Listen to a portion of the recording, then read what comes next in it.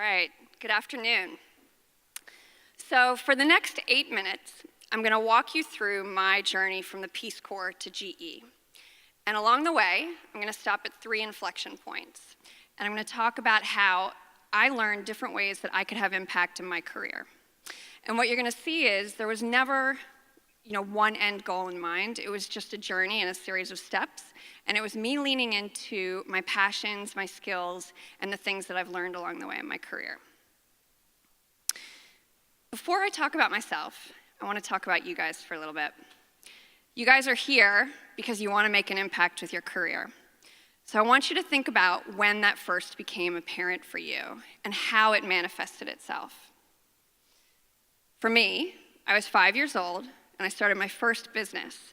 It was a private detective agency, and I was solving tough crimes, like what happened to Mrs. St. Martin's popsicles when she put them under her bed and they disappeared the next morning. Now, you may not think that this is a logical leap to social enterprise, but I can assure you it was. This was a detective agency driven out of true curiosity, a commitment to my community, and a love for solving puzzles. And these things about myself evolved over time. So that curiosity evolved into adventure. That love of puzzles evolved into a love for solving problems and a willingness to take risk. And that sense of my community and that commitment to it evolved into an understanding that I belong to the global community.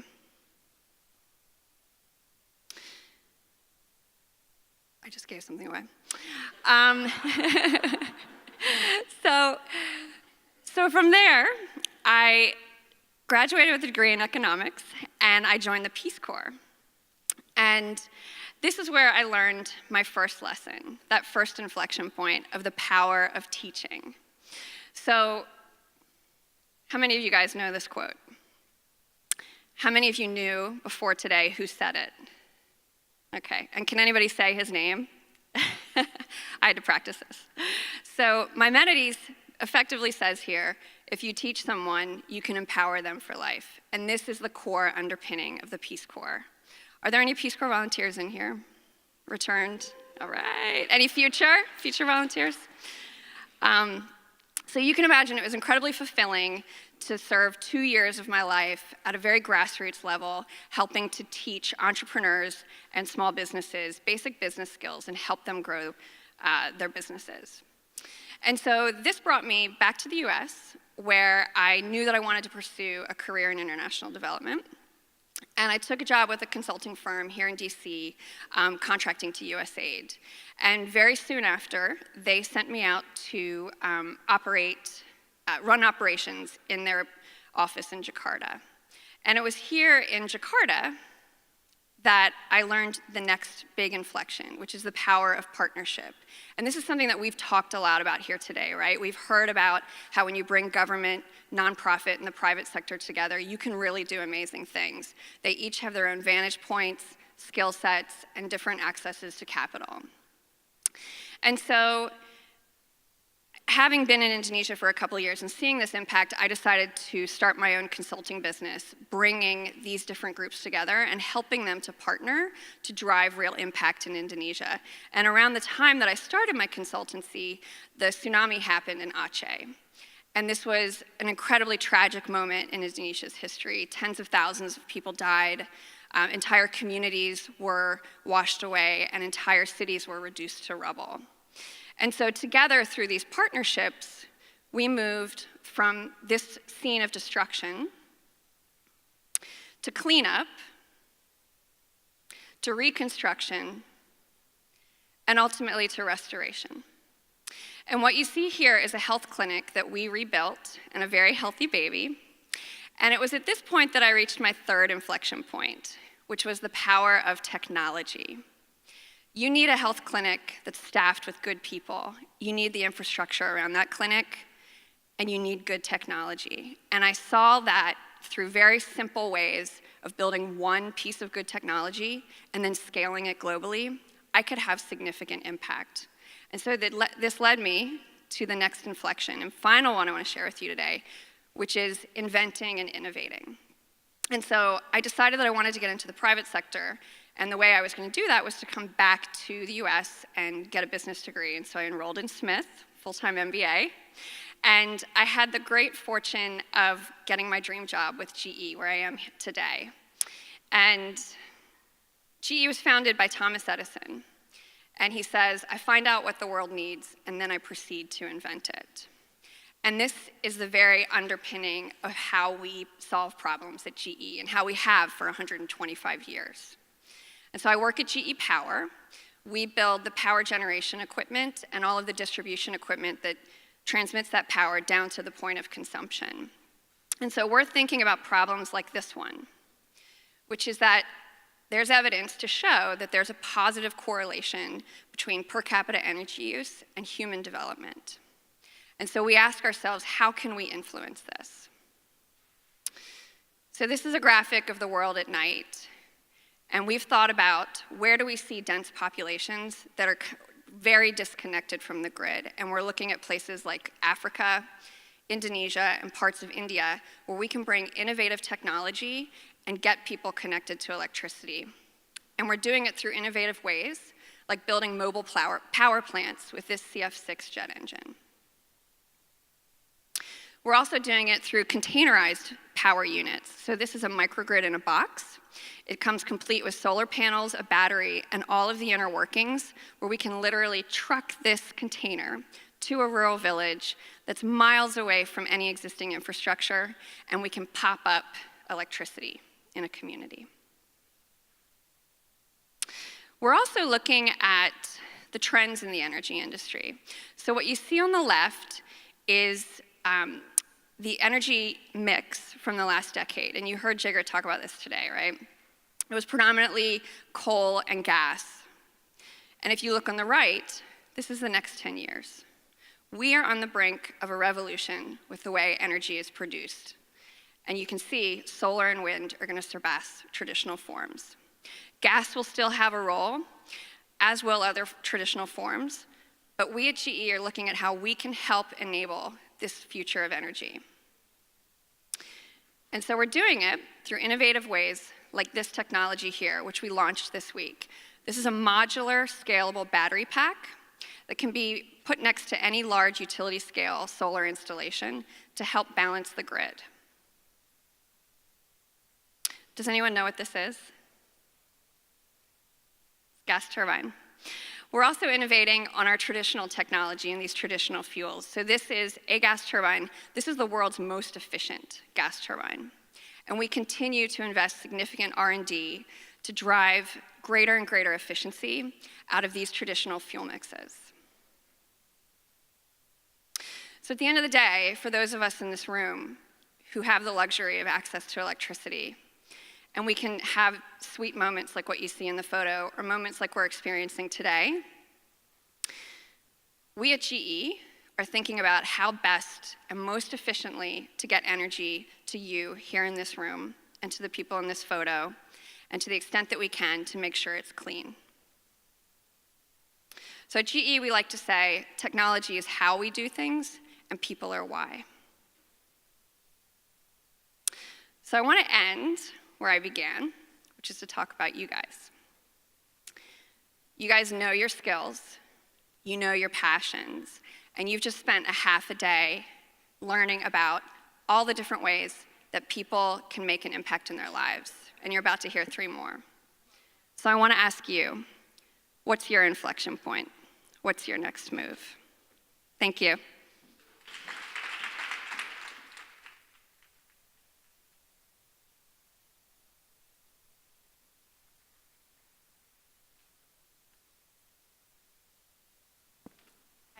I also gave a little bit of my presentation away.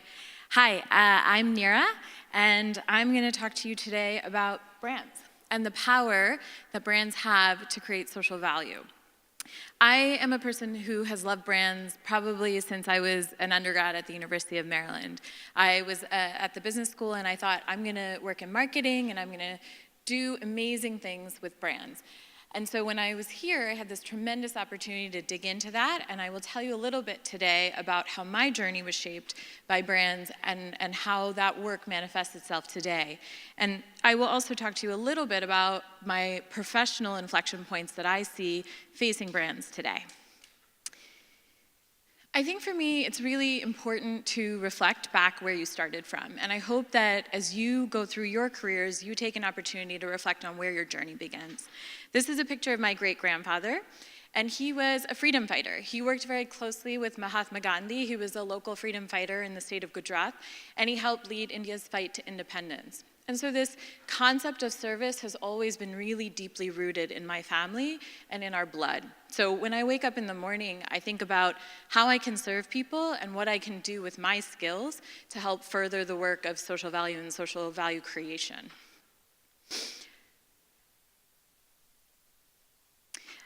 This is the most famous photo I will ever have. I will never be cooler than the day that I had my picture taken with Michelle Obama and Usher.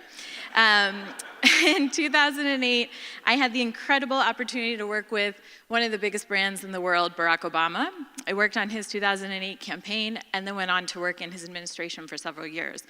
And I think you learn that brands can be many different manifestations.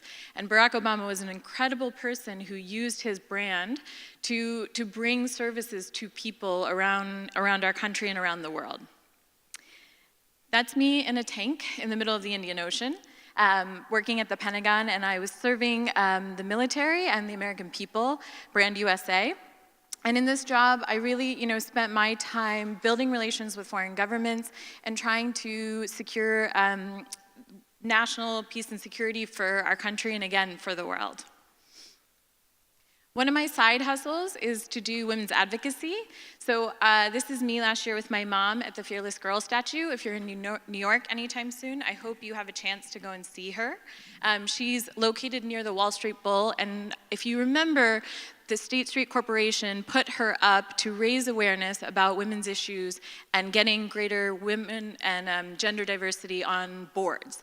And so I started a petition, and the petition got a huge amount of reaction and was part of helping her keep as a permanent structure in New York City. And that leads me to where I am today. So yesterday was International Women's Day. I hope you all celebrated in some way, shape, or form. That's me in my current job standing next to the Ghanaian gender minister.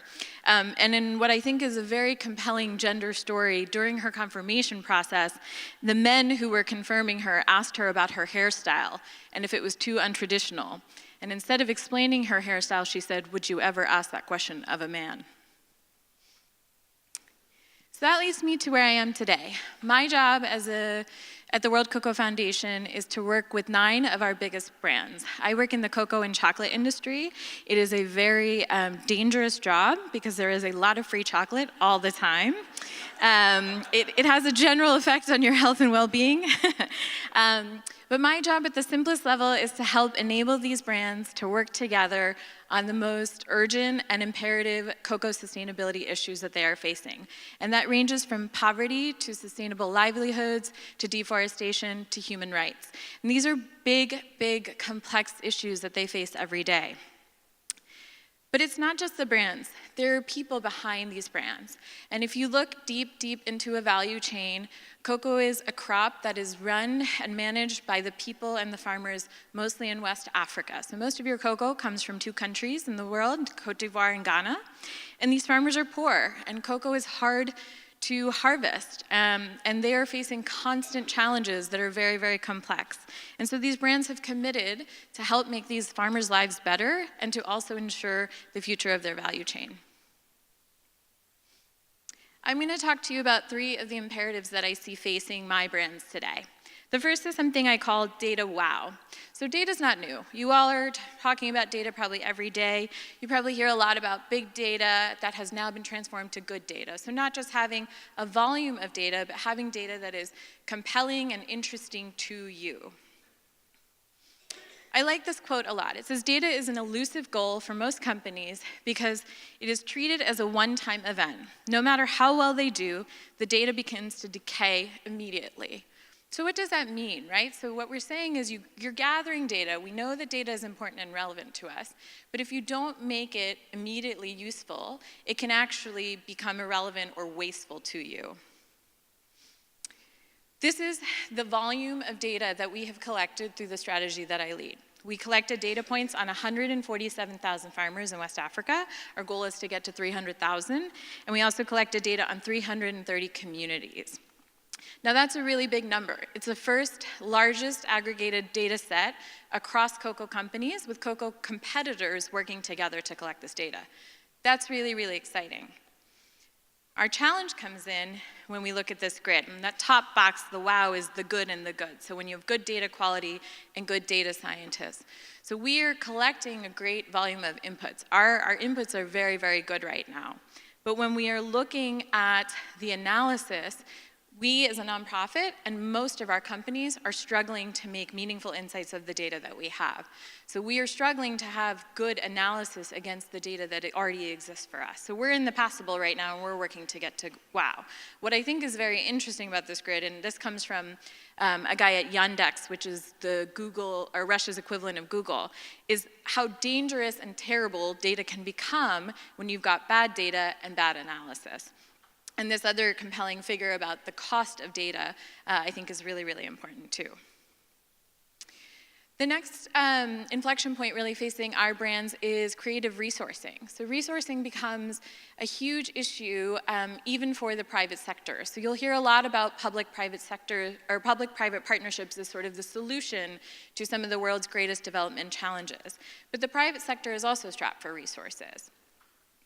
So we think when you look at this, the corporate giving hit $1.18 billion in 2016, but out of that, corporate profits were $6.6 trillion. So it's a small drop in the bucket of what is actually going to sustainable business or to corporate social responsibility. When you also look at the role that governments have to play, there's still an estimated $2.5 trillion needed for governments to meet the gaps to solve the Sustainable Development Goal challenges. So what do you do? Where do you go for your resourcing? This is one example. So this is an example of the Cargill Co-op Academy. Cargill is a company that supplies a lot of the commodities that you are probably eating: beef, soy, corn, as well as cocoa. And this Cargill Co-op Academy is co-funded with the International Finance Corporation for $2.5 million that they've given to help them run a mini MBA training program for farmers. So Cargill went outside of the traditional solutions and is now working with these development organizations to fund some of their work. I also like this example because it shows you that resourcing is more than just financial dollars. Resourcing to us always means partnerships. Many of our brands are subject to being criticized by advocacy groups. Oxfam is one of them. They do a scorecard every year on how brands are performing on social and environmental factors. Some of our brands aren't doing so well. But instead of using that as a place to be left behind, they've now started to partner with Oxfam to help them consult and to try to identify the areas where they can get better. And we've also started a systems-wide approach in Ghana where we're working with other commodities such as shea and cocoa butter, or shea and sorghum, to create a look at what the Ghanaian system needs in terms of development needs for women. And then the last concept I wanted to share with you today is something I like to call old novation. I really like this graphic that is a picture of a wheel and a guy saying, I have this great new idea. And there's some really interesting statistics about social enterprises. So about 3% of people globally are creating social enterprises. That's a big number when you think about the billions of people in the world. But only 83% of those social enterprises are surviving after only 83% of those social enterprises don't survive past 3 years. So I'm not saying this to discourage you. There were some incredible students participating in the showcase just now, some amazing new ideas coming out. But what I want to instill to you today is really the value of thinking about how to build on what already exists. And I want to share 2 examples with you. The first is the Franciscan monks. So in the 15th century, the Franciscan monks wanted to give back. They wanted to give back to the communities, and so they started pawn shops, the same seedy pawn shops that still exist today, except back in the 15th century, they were meant to help the community and to raise funds for them. So this idea of community savings and community giving has always been long-standing. Today, organizations like our partner CARE build these women's groups that are village savings and loans groups. And through these groups, they've generated over 5 million women who are participating in them. They generate savings for their communities. It lets them send their kids to school, to provide uniforms, to get extra food for their families. The other example is around advocacy. So these are the suffragettes. I'm sure you all know of them. They were very active in the late 1800s and early 1900s. They were advocating for women's rights. They were forming local network groups. They were talking to the government. 100 years later, here we are. It's the same story. And so these women are building on the history and the tactics and the tools that women 100 years before them had started. And I love that picture at the very bottom. That's the Women's March last year in Antarctica. So it was truly, truly global. That's the end for me, and I wanted to leave you with my picture of Testudo at this conference several years ago, just to say that that was me right out of business school about 6 years ago, in the same place that many of you are, thinking about where and how I can have impact. And you've got tremendous opportunities to make a difference and to create your story from here on out.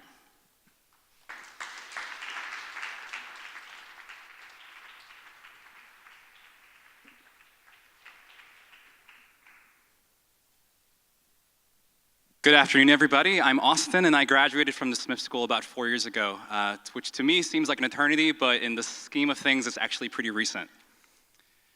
I think I was invited to speak today because I have a very unconventional story. I have a very weird career path, and I'm really proud to say that I had this, but it was totally intentional and something that I can call my own.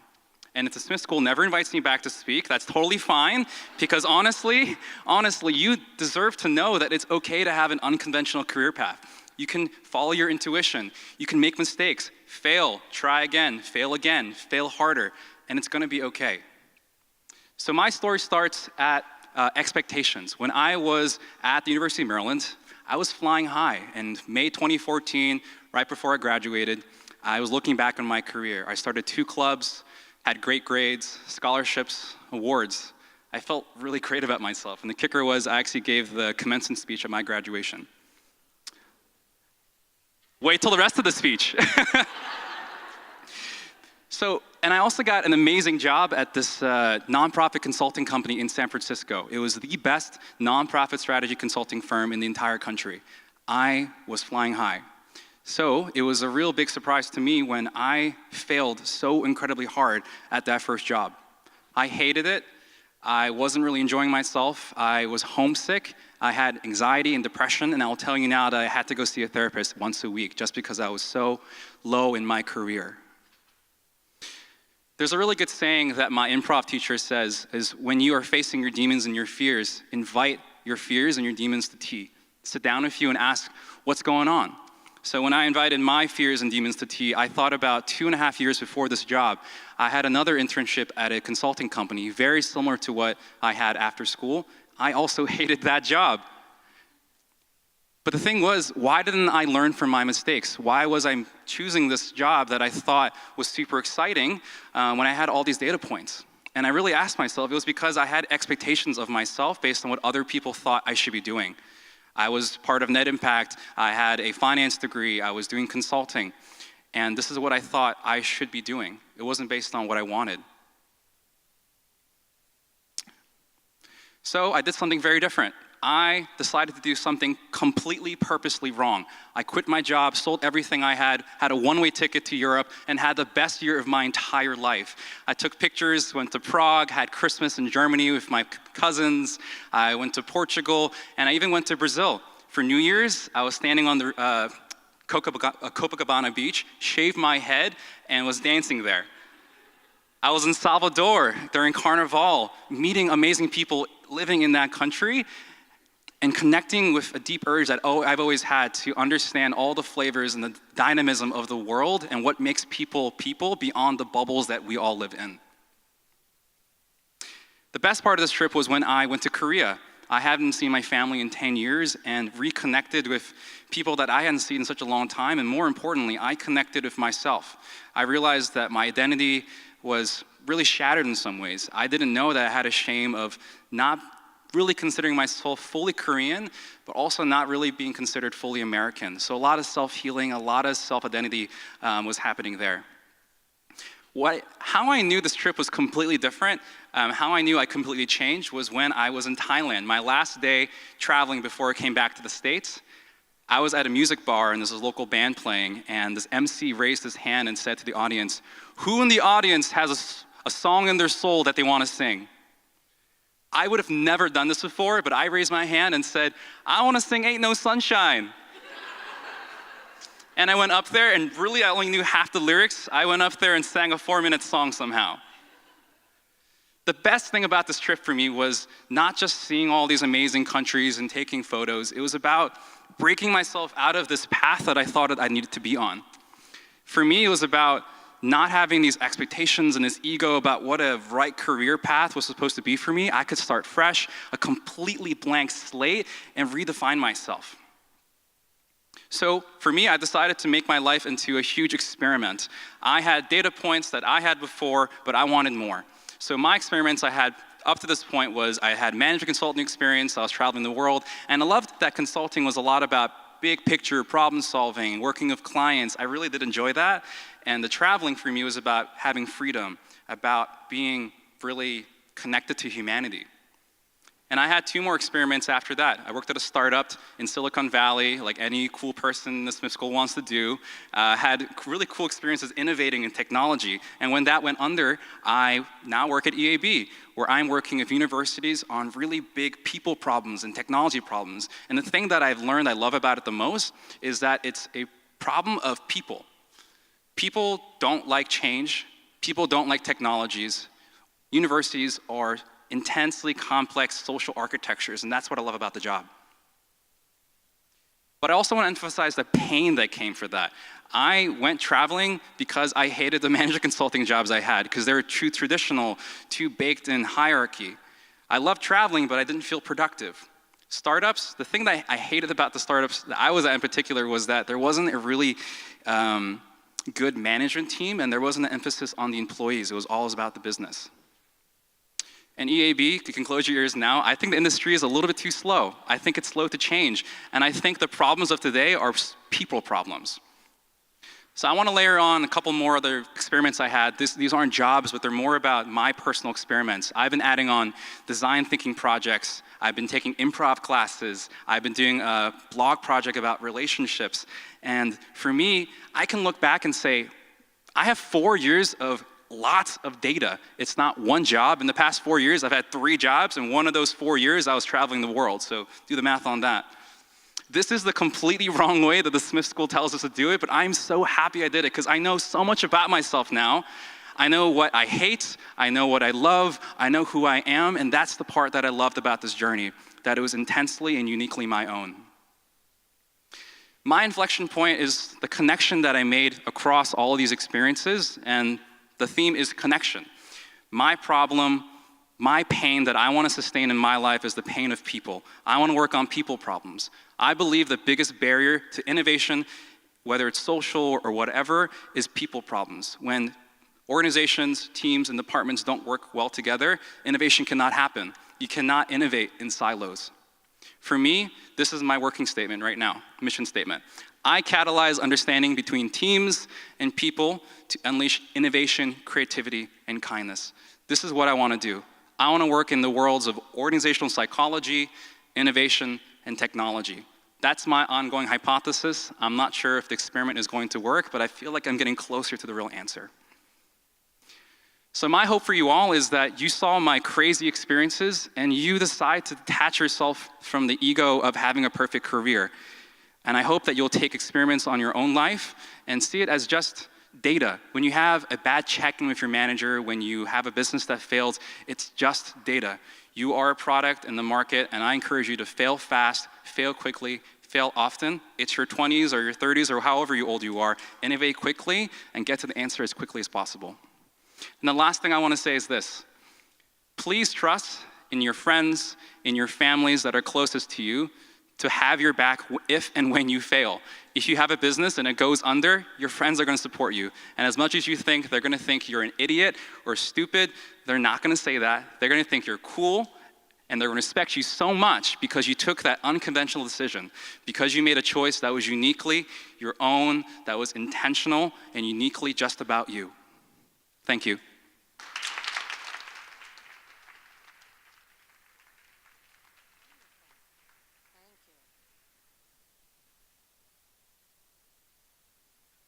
Hello, everybody. My name is Jennifer Tepper. It used to be Jennifer Dang Pickett for those who might have known me a long time ago. And I'm going to step away from speaking about personal inflection points and kind of present a case study because I am currently working at a local, well, it's an international social enterprise, but it's local and based in Silver Spring. I will share that coming to Smith was a personal inflection point because I was kind of in the very left of center civil rights movement work, organizing immigrant communities in DC. And there was really this kind of common knowledge or this belief that all business folks were really evil. So I really wanted to spy on that and test it and see whether or not it was true. And honestly, coming here was one of the biggest connectors for me to bridge both private sector and public interest work that I was doing. And I've continued to do that through my career. So what I want to do is actually, I'm not sure which one, I'm a little drawn to both screens here, but this is an introduction. I'm going to talk to you about where I am right now at Trees for the Future. It's a 28-year-old nonprofit that's based in Silver Spring, Maryland. We work in 5 sub-Saharan African countries, Senegal, Uganda, Kenya, Tanzania, and Cameroon. And we started as a reforestation project. So basically went around the world, all former Peace Corps folks, so for all those people who are Peace Corps connected here, a lot of former Peace Corps folks who wanted to go around the world and reforest, the world. But we operate much more like a 3 to 5 year startup. And so, it has some data points here about our staff and everything, and we are almost at the 150 million tree mark in terms of planting. But what happened was we had a social challenge that we wanted to kind of look at. So this is why we are this kind of 3 to 5 year startup. Most reforestation projects in developing countries have a tree survival rate of 15 to 25%.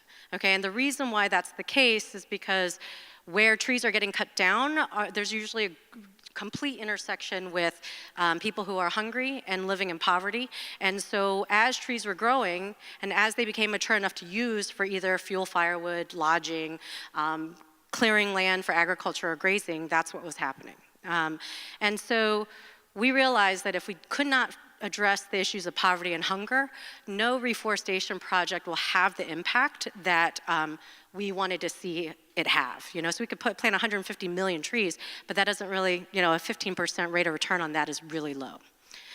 So our inflection point, and I'm going to pull from different people who came before us, and you'll see a lot of connectors with all the speakers today. Our inflection point was, well, how do we do that? How do we develop a series of common values, shared values, that can address the issues of poverty, hunger, and do it by planting trees? And so the 3 points that I'm really going to hit on today is what does it mean to have these shared values, how that impacts growth, and if you really direct that growth, what kind of impact you can make. So we came up with our own triple bottom line: food security, economic resilience, environmental sustainability. We have a people, profit, planet commitment, and we plant trees, we feed families, and we change lives. And the solution was what we call the forest garden. So this is an agroforestry technique that's used in a lot of different programs, but we just kind of put all of our eggs in this basket and started working in the countries we were working in sub-Saharan Africa using the forest garden. So these are pictures of what the land generally looks like before we start with our farming families. And land gets degraded to this point mainly because of poor agricultural practices and a lot of monocropping. And this is kind of halfway through. So our program's 4 years long. We usually attempt to plant about 4,000 trees per hectare to 2 hectares. And so there's a lot of training that happens with our farmers over the 4-year period of time. So this is about halfway through, and we start with seedlings. We don't start with full trees. And then these are our farmers, and this is what their land looks like after 3 to 4 years. Okay, so again, before, and then here's some pictures of after. You know, and so we're really kind of revitalizing the earth in the areas that we're working in. So we're currently working with a little over about 3,200 families, farming families, which means indirect beneficiaries. We have anywhere from 6 to 10 per farming family. So we're in the 30,000 so people. So once we kind of figured out that that was our solution, we decided that we really wanted to teach our farmers, but also partner with particularly businesses who really care about the communities we're working in, care about forestry, care about their PR in terms of their CSR responsibilities, right? And so one of our larger partners is Trinity Oaks, and Trinity Oaks is a brand of the Trinchero estates. Trinchero also makes like Sutter Home wines. They're just a huge vineyard in California. And so they started partnering with us, and we have multi-year partnerships with them. And they saw their sales jump 100% in the first 4 years of partnership. They have the Trinity Oaks as a brand. For every bottle you buy, they plant a tree, okay? And we try to figure out what is the business model. So now we kind of go into the growth aspect. What is the business model that we can employ that will make us extremely viable for companies to want to invest with us? So coming up with those shared values, we ended up, and I'll talk, actually I'm gonna go here first. So what we did was we productized our tree planting. We created 3 different ways in which companies can plant with us. That's it's very much in their language, right? So you have a plant a tree partnership. We've been able to reduce cost to 10 cents a tree.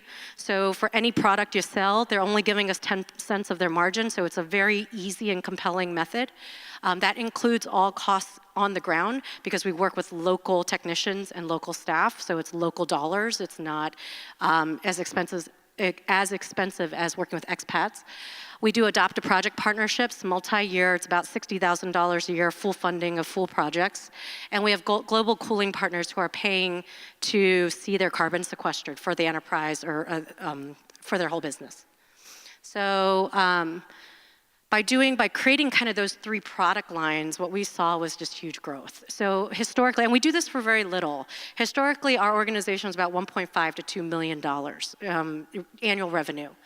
So we closed 2017 with 25% growth. We moved our budget from 1.9 to 2.4 million.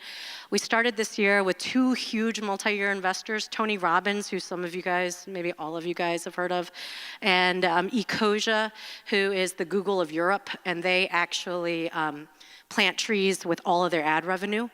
And so at the beginning of this year already, we have seen 30% growth. We project to end 2018 at that 3.5 to 3.8 million mark, which means from 2017 to 2019, we will have seen 100% growth. And these are just some more stats, but that's an example of how Trinity Oaks also does marketing for us, you know, and we do a lot of marketing relationships with all of our partners. And so you'll see that we've had lots of growth in business partners, but also everybody's giving. It's not just one sector. Like in our individual growth, donor growth, you'll see that we've increased that 38% the last year, and it's everywhere from 5-figure and now with Tony Robbins 6-figure donors to our monthly donors, which are about $42. They give about $42 a month. So it's not a huge commitment. And the last thing is growth is great, except but it's really important that you kind of direct it towards the impact, right? So what is this impact you're making? What exactly are you gonna do? I keep thinking about Jigger's conversation earlier today about, you know, you can do all this great work, but if there's no real impact at the end of the day, you can't show for it. What does it matter? So we geotag, we use smartphones, we track. This is kind of the way in which we monitor. We have over 2 million data points, 15,000 surveys. We evaluate every farming family we work with. And this isn't the easiest slide to read, but the pie charts are what I want you guys to kind of focus on. After 1 year, the farmers that came into our program were reporting 82% of them were food insecure, meaning they weren't sure where their next meal was going to come from. And by the end of our first year, 86% of them said they felt food secure. So just in 1 year, being able to get them to use the land in a way that works for them, saw that much change in their kind of hunger and their hunger situation. So in terms of impact, you'll see this on our impact report. We look at trees per hectare, species diversity, and that's kind of our 3-year growth in terms of how many trees we're planting on the trees per hectare, and then species diversity, because you're talking about monocropping farmers who have not had any access to species diversity, and moving them to more than anywhere from 7 to 30 different species on their land. Again, a very small piece of land. And then moving up their marketable products, and you can see, of course, the various food crops. They're going from about 2 to 3 food crops that they can market or feed their families with to 7 by the second year, the completion of their second year. And then this is the big one. We use USAID indexes that we measure in terms of their dietary diversity and their food insecurity. So already by the end of the second year, we have surpassed our 4-year target of increasing their dietary diversity and their nutrition and alleviating food insecurity. So we've gone from, our baseline at 9 to now under 3. And the joke around the office is that we're going to be combating child obesity in the next 2 years because everybody's eating so well. So that really is the case for Trees to the Future, and it really showing kind of if you can line up those values and really focus it on a way in which businesses can understand how you can grow and how they can be part of that growth, and then really take the time. It's really important to make the investment in the impact and the evaluation, the data, that over a 3-year period of time, we've seen such great change. And so we're growing our programs, and things are working really well, and we can say that we're planting millions of trees and also taking people out of poverty and hunger. Thank you.